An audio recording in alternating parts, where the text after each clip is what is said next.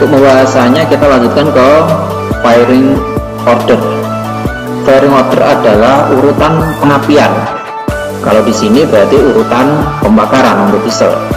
Nah, firing order adalah urutan pembakaran yang terjadi pada engine dengan jumlah silinder lebih dari 1. Misalnya jumlah silindernya 4. Kalau firing order biasa kita mengenal 1, 3, 4, 2. Kemudian firing order dengan 6 silinder, misalnya ini menggunakan 1, 4, 2, 6, 3, 5. Nah, tujuannya untuk apa sih firing order ini digunakan? Jadi firing order ini ditentukan sudah langsung dari pabrikan, dari desain oleh pabrikan. Tujuannya untuk meratakan hasil dari pembakaran atau powernya, agar gaya yang ditimbulkan oleh piston itu seimbang atau balance. Nah, keseimbangan ini fungsinya untuk apa? Agar tidak menimbulkan buntiran pada crankshaft atau getaran yang terlalu besar. Nah, ini sudah diperhitungkan oleh insinyur tekniknya ketika membuat engine. Jadi firing order ini tidak 1, 2, 3, 4 misalnya untuk Pak silinder, atau 1, 2, 3, 4, 5, 6, karena juga berhubungan dengan bentuk dari crankshaftnya.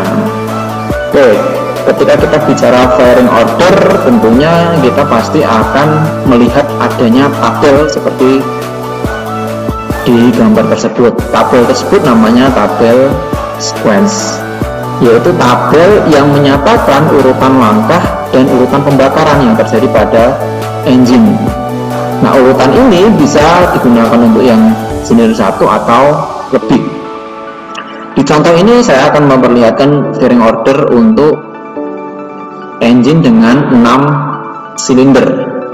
Kita bisa dilihat di situ ada langkah hisap kompresi usaha buang, itu adalah berdasarkan prinsip dasar kerja engine. Ada 4 langkah, di mana setiap langkah secara teoritis terjadi sekitar 180 derajat. Misalnya dari titik mati atas ke titik mati bawah, langkah hisap itu berarti 180 derajat. Walaupun nanti aktual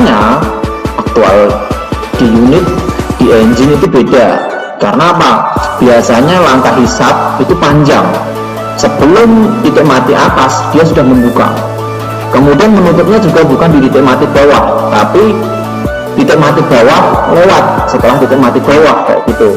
Kita dapat mengambil informasi itu di manual book, nanti akan muncul. Misalnya informasi langkah hisap terjadi 14 derajat sebelum titik mati atas dan menutup di 30 derajat setelah titik mati bawah. Artinya langkahnya akan semakin panjang karena digunakan untuk mengoptimalkan langkah penghisapan. Kemudian juga langkah buang, misalnya langkah buang akan terjadi misalnya 30 derajat sebelum titik mati bawah dan menutupnya misalnya sama nih 14 derajat setelah titik mati atas. Artinya langkahnya semakin panjang. Jadi langkah hisap, langkah buang itu nanti panjang. Tapi di sini kita menggunakan tabel sequence-nya secara teoritis, sehingga apa, kita paskan nih hisapnya 180, kompresinya 180, usaha 180, dan buang juga 180. Nah, untuk membuat tabel sequence ini, misalnya untuk 6 silinder, kita akan memperhitungkan beda langkah tiap silinder. Di beda langkahnya ini nih, antara silinder 1 kemudian nanti silinder 4, perbedaannya berapa sih untuk membuat ini?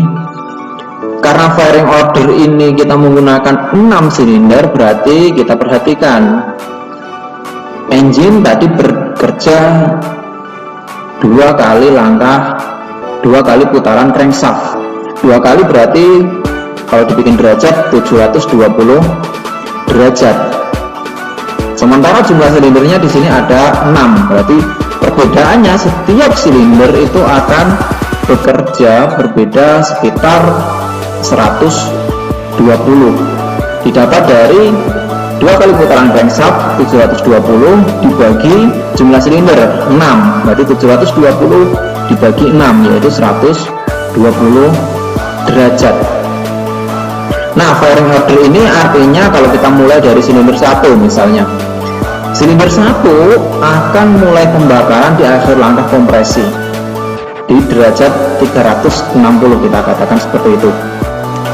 Kemudian yang selanjutnya terjadi pembakaran itu akan terjadi di silinder nomor 4. Kita lihat nih, langkah hisap kompresi, perbedaannya setiap langkahnya adalah 120, sehingga di sini titik ini itu perbedaannya.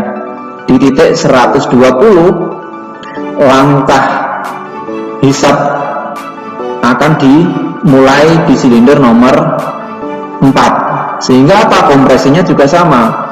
Perbedaan 360, di sini 480 sudah mulai terjadi pembakaran. Kalau kita lanjutkan di silinder nomor 2, kita lihat langkah hisap silinder nomor 1, kemudian setelah 120 derajat silinder nomor 4 mulai langkah hisap.